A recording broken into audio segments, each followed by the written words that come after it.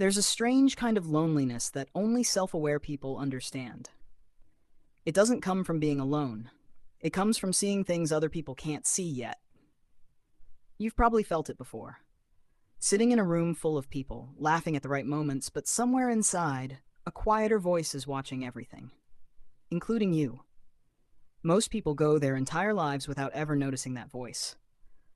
But if you can hear it, something inside you already works differently. Psychologists have spent decades studying why some people seem to know themselves in ways others never do. What they found is unsettling. True self-awareness is much rarer than anyone wants to admit. In one well-known study by organizational psychologist Tasha Eurich, roughly 95% of people believed they were self-aware. Only 10 to 15% actually were. Almost everyone around you is walking through life half asleep to who they really are. But here's what makes it stranger. If you're truly self-aware, you probably don't feel special.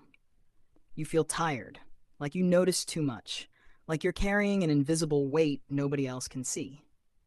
So the real question isn't whether you're smart or intuitive or emotional. The real question is this: are you one of the rare few who actually sees themselves clearly? The first sign is subtle. You've probably had this experience without ever naming it. A thought appears in your mind, and instead of believing it, you watch it. Most people are their thoughts. They feel angry and become anger. They feel jealous and become jealousy. There's no distance, no space, no pause. But self-aware people have that pause, that tiny half-second where they notice feeling defensive right now. Or, I'm making this about me when it isn't. Neuroscientists call this metacognition, thinking about your own thinking. It lives in a region called the medial prefrontal cortex, and it's what separates us from being run entirely by emotion. When you can watch your own mind, you stop being controlled by it. You gain something most people never taste in their entire lives: freedom from your own reactions. The second sign is quieter, but heavier. You start noticing patterns. Not in the world, in yourself. Why you always shut down when someone raises their voice. Why you over-explain when you feel misunderstood. Why certain people trigger something in you that has nothing to do with them. Most people blame the situation. Self-aware people trace the thread backward. They ask, when did I first learn to react like this? Psychologists call this pattern recognition in the self. It's the ability to see repeated emotional loops you keep falling into. And once you see them, you can never fully unsee them again. It's uncomfortable at first, because self-awareness doesn't just show you your strengths. It shows you the exact places you keep tripping over the same invisible wire. The third sign might be the hardest to fake. You can sit with discomfort without running from it. Most people can't. The moment sadness rises, they reach for their phone.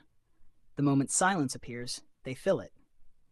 The moment they feel something real, they numb it. Neuroscience shows that when we avoid emotion, the brain's default mode network stays stuck in loops. Rumination, overthinking, that endless mental noise at 2 a.m. that you can't switch off. But self-aware people don't run. They sit down with the feeling like it's an old visitor. They let it speak. They let it pass.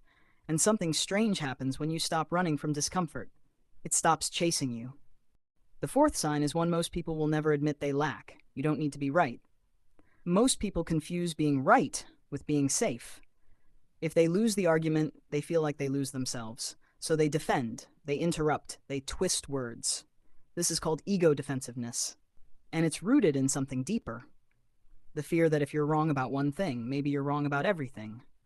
Self-aware people don't carry that fear. They know their identity isn't a house of cards. They can say, you know what, I hadn't thought of it that way, and feel stronger, not weaker. It's one of the rarest emotional skills on Earth. And once you notice how few people actually have it, you'll see it missing everywhere. The fifth sign is a gift that often feels like a curse. You feel other people, sometimes too deeply. You walk into a room and immediately sense the tension nobody's talking about. You notice the friend who's smiling but not really smiling. You catch the small shift in someone's voice before they even finish their sentence. Psychologists call this affective empathy. Your brain literally mirrors the emotional state of the people around you through a system of mirror neurons. Most people have it dimmed. Yours seems to be turned up. And exhausting. Because feeling everyone means carrying pieces of them home with you, whether you meant to or not. Self-aware people learn something crucial over time. Feeling someone is not the same as fixing them, and absorbing pain is not the same as understanding it. The sixth sign is the deepest of all, and most people can go an entire lifetime without ever reaching it. You catch yourself lying to yourself. Everyone lies to themselves. It's how the mind protects itself. I'm not jealous, I'm just concerned. I'm not scared, I'm just being realistic. I don't care what they think. Psychologists call these rationalizations, tiny stories we tell ourselves so we don't have to feel the truth underneath. And they're so smooth, so convincing, most people never even notice they're doing it. But you do. You catch the moment your mind starts building a comfortable story. And instead of believing it, you stop and ask, wait, is this actually true? Or is this what I want to be true? That single question, asked honestly, is what separates the self-aware from everyone else. It's a mirror most people spend their whole lives avoiding. If you recognized yourself in even 3 of these signs, you already live in a different mental world than most people around you. And that's why self-awareness can feel so lonely. Because the clearer you see, the harder it becomes to pretend.